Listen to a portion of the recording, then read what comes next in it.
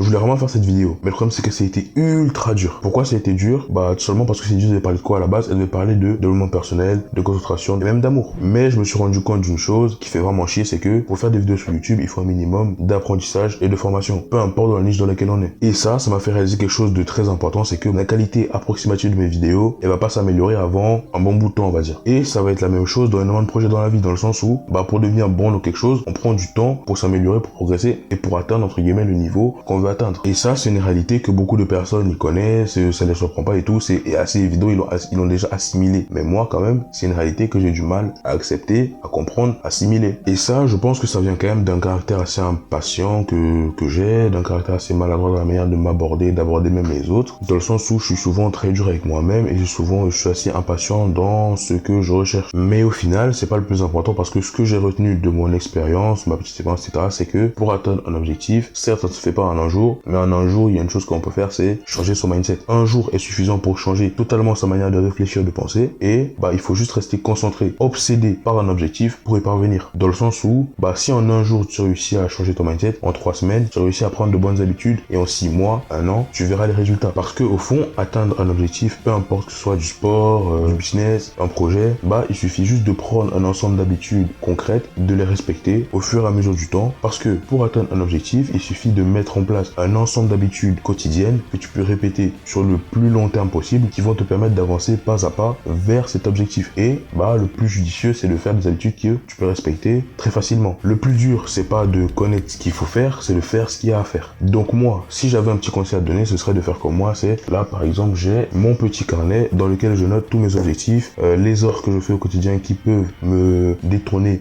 des habitudes que je prends, que j'ai à prendre concrètement pour atteindre un certain standard. Et bah, au fur et à mesure des jours, tu vas noter tes erreurs, ce que tu n'as pas réussi à faire, ce que tu as réussi à faire, et tu vas corriger ça au fur et à mesure des jours, ce qui va te permettre d'évoluer constamment. Et en gros, c'est ça le plus important. Là, on va prendre un exemple concret. Voilà, un exemple concret pour que tu puisses comprendre. Là, j'ai beaucoup d'objectifs. Mes objectifs, c'est quoi? C'est peu importe ce que je vais faire, peu importe la catégorie que je vais choisir, que ce soit médecine, data science, c'est les deux choses qui m'intéressent, bah, j'ai envie de rentrer dans le top 10 des écoles du pays dans lequel je me trouve. Je suis d'accord, ça peut paraître un peu fou parce que bon, je suis pas peut-être à mon prime en termes d'école actuellement, mais c'est mon objectif. Et pour ça, bah, j'ai mis en place un certain nombre d'habitudes, j'ai fait des choses concrètes qui devraient me permettre de m'améliorer scolairement. Autre chose, j'ai bien envie d'atteindre mes 15 000 abonnés sur YouTube, d'ailleurs ce serait bien, lancer mon business en ligne et faire du trading pour gagner de l'argent et pouvoir justement alimenter la chaîne et investir sur la chaîne. Aussi, il y a une dimension de développement physique dans le sens où bah, j'ai bien envie de développer un physique très impressionnant, de devenir musclé. Bon, musclé encore plus que maintenant, je veux dire. Bon, je vais pas flex devant la caméra, là, non, je suis pas là pour ça. Autre point essentiel que je voulais aborder, bah, c'est que on pourrait se dire quand même que c'est pas nécessaire. Par exemple, pourquoi est-ce que un ado de, je sais pas, 15, 16 ans, 17 ans ferait à faire des vidéos sur YouTube en parlant de développement personnel alors qu'il n'a même pas beaucoup d'expérience en général pour parler de ça, ou alors juste, je sais pas, lui-même il a du mal à suivre ses propres conseils. Donc on pourrait se dire, non mais cet ado il est fou, il est idiot, je sais pas, il est bizarre, il est quoi, il est handicapé ou c'est comment? Et quelque part c'est vrai dans le sens où même moi j'ai du mal à suivre mes propres conseils, mais je continue quand même à me donner à fond pour pouvoir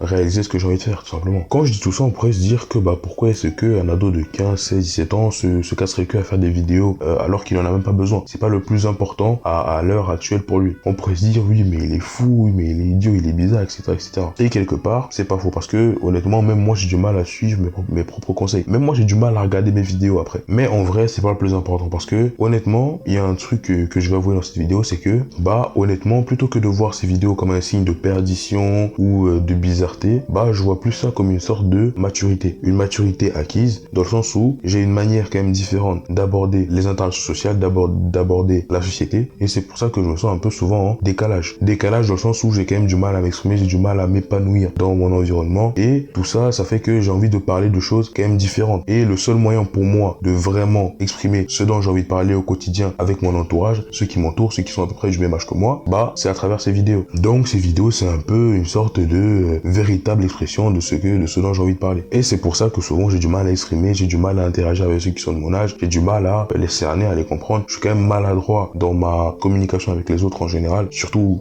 ceux de mon âge. Et en développement personnel, on dit souvent que entre 13 et 17 ans, la période qu'on peut appeler à peu près l'adolescence, c'est la période pendant laquelle on se construit. C'est une chose qu'on ne dit pas souvent en société, mais ce qui va déterminer l'humain que tu seras, l'adulte que tu vas être pendant la majorité de ta vie, c'est déterminé par ta construction que tu fais entre 13 et 17 ans. C'est une réalité qu'on répète, qu'on dit, mais qu'on a souvent du mal à assimiler dans le sens où si tu prends des mauvaises habitudes, que tu te mets mets à boire, à fumer, à te droguer, à développer énormément d'addiction, bah à cet âge-là, ça va faire partie de toi plus tard. Et ce sera beaucoup plus difficile de t'en extraire une fois à l'âge adulte. Une autre réalité qu'on dit pas souvent, c'est qu'à l'âge adulte, personne ne viendra te sauver. Je dis pas ça pour faire flipper ou pour faire peur, machin, non. Je dis ça vraiment dans le sens où même ceux que tu aimes le plus, tes amis, tes parents, ta famille, tes frères, bah eux, ils ne pourront jamais t'extraire de la personne que tu t'es efforcé à devenir. Donc ça va dans le bon comme dans le mauvais sens. C'est pour ça qu'il faut un maximum différer sa gratification, essayer d'apprendre de bonnes compétences, éviter les addictions, etc., etc. C'est principalement pour ça que je me sens en décalage, parce que plutôt que de parler de, on va dire, des choses inutiles, j'ai plus envie d'évoquer des sujets plus sensibles, comme justement cette période de l'adolescence, la santé mentale, etc., etc. Et donc c'est pour ça que je m'efforce à faire des vidéos pour pouvoir quand même aborder ces sujets avec des personnes, si peu nombreuses soient-elles. S'il y a bien un truc qui peut détruire un être humain dès sa construction, ses 17 ans, c'est la dépression. La déprime, on va dire. Il faut quand même bien différencier la déprime de la dépression, parce qu'une déprime, un petit coup de mou, ça peut se régler en reprenant rapidement l'activité. Alors qu'une dépression, c'est vraiment une pathologie, c'est vraiment une maladie. Ces deux choses, c'est vraiment le genre de choses que t'as pas envie de connaître quand t'es en plein développement, quand t'es en pleine croissance. Et justement, on peut aborder un sujet qui fait déprimer les gens, qui rend souvent les gens tristes,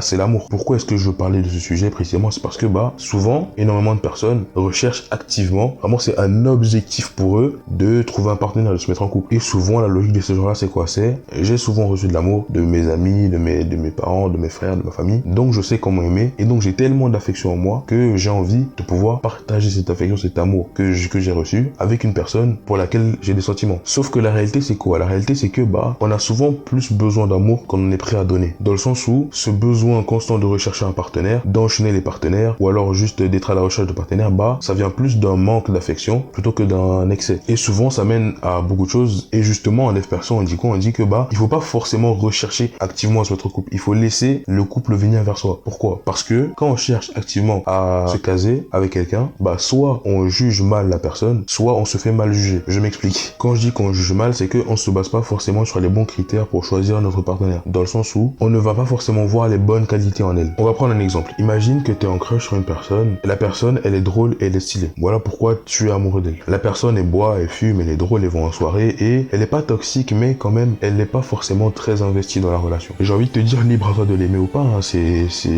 toi qui décides. Mais concrètement, c'est quoi la chose qui fait qu'elle est différente des autres? C'est quoi la chose qui fait que humainement, elle est au-dessus du lot, ce qui fait que tu peux quand même te sentir au-dessus des autres avec cette personne? Est-ce qu'elle est spécialement disciplinée? Est-ce qu'elle a une mentalité différente des autres? Est-ce que, je sais pas, elle est spécialement instruite, intelligente, etc. C'est quoi la chose dans son développement humain qui t'a fait te dire non, cette personne est différente, voilà pourquoi je l'aime? Parce que le principe de l'amour, c'est justement l'exclusivité, la spécialité, c'est je suis avec une personne spéciale à mon cœur, à moi. Et évidemment, il n'y a pas des critères précis pour dire que ah non, cette personne mérite d'être aimée, cette personne ne mérite pas d'être aimée. Ça vient de toi. Mais quelle est la chose profondément à toi qui te fait te dire non, j'aime ça chez cette personne qui est quand même un peu spéciale, qui est quand même un peu différente? Et quand je dis que tu te fais mal juger, c'est dans le sens où les gens n'arrivent pas forcément à reconnaître la chose qui est différente en toi. Parce qu'on dit souvent que chaque être humain est différent, chaque être humain est spécial, et c'est vrai. Mais souvent les gens n'arrivent pas à voir où est-ce que tu es différent par rapport aux autres. Et si tu cherches constamment à te dire mais non, pourquoi est-ce que je ne suis pas aimé, ça veut dire que je suis pas spécial, machin,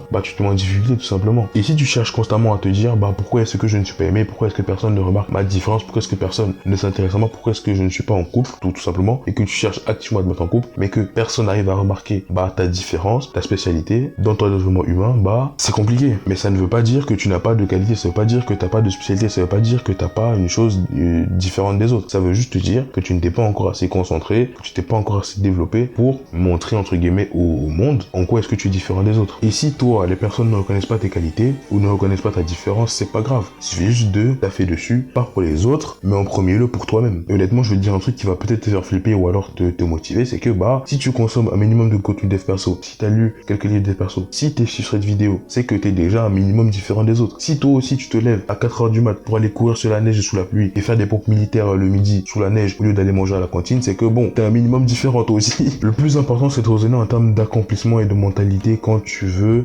t'évaluer toi-même ou évaluer les autres. Et surtout en fonction des qualités que toi tu admires, pas en fonction des qualités que la société admire. Surtout se rappeler que chaque individu est différent fondamentalement. Bon, après on me dira que c'est pas forcément des choses importantes pour notre âge et que c'est même dérisoire ce que je raconte là, ça sert à rien. Mais c'est quand même des choses que je trouve importantes à savoir. J'avais vraiment envie de parler d'amour et pas d'autre chose, enfin aussi d'autres choses, mais cette vidéo principalement elle a parlé quoi? De réalité, elle a parlé de concentration et de comment atteindre précisément un objectif, et elle a parlé d'amour, sur comment ne pas trop se déprimer à cause de l'amour. Honnêtement, je suis pas le mieux placée pour parler d'amour ou de développement personnel parce que même moi, je galère dans ces deux domaines. Mais cette chaîne, elle n'est pas faite pour ça, elle est faite pour que je donne mon avis. C'est ma chaîne, c'est moi qui fais ce que je veux. Mais quand toi comme moi, on sera accompli, quand toi comme moi, on sera amélioré, quand toi comme moi, on sera devenu les monstres qu'on veut devenir, à force de courir sous la pluie à 5h du matin, bah, on sera fier, on sera content, on pourra s'admirer soi-même. C'est un peu bizarre, mais vas-y. Donc, si t'as kiffé la vidéo, je t'invite à liker, t'abonner, partager, commenter. Et je souhaite bon entend à tous les amoureux et à tous les célibataires.